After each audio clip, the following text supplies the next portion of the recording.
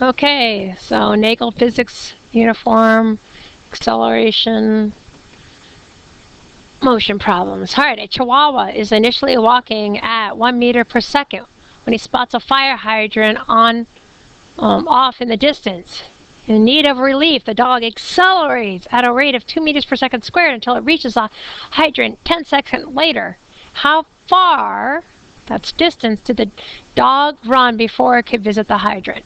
So, initially, VI, bam, that information. What else can we pull out? We know A is 2 meters per second squared. We know time is 10 seconds. And how far, we don't know D. So now we list our variables, what we know and what we don't know. V initial is 1 meter per second. The acceleration is 2 meters per second squared. My time is 10 seconds later. Now, I don't know what my D is. That's what I'm trying to solve for. What other things can we find? V final. But we're not given V final, so therefore, do not choose equations with V final. So I come up here and I look. Here's a V final. Don't choose that equation. Skip it. Just get rid of it. Here's another V final. Don't choose equations with V final in it because I wasn't given that information. So now that leaves it pretty easy.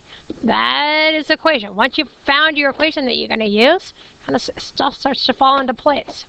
Alright, so I say my distance is equal to my V initial t plus 1/2 AT squared.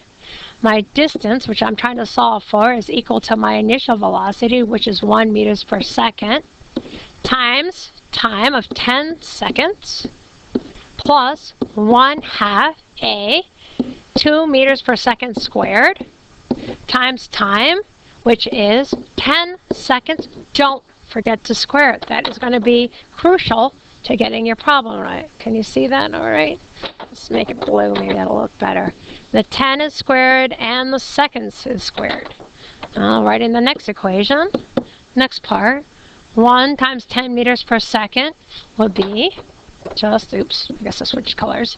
10 seconds cancel out. 10 meters. Good. That's a distance. Now the next part. I have to make sure I get this part clearly done. So 1/2 times 2 meters per second squared. I'm going to get rid of I'll move my recording up here. My next number would be 100 because I've distributed the square into the 10 and the square into the S. So now I have 100 seconds squared. Add the two numbers together, multiply out, the halves cancel out.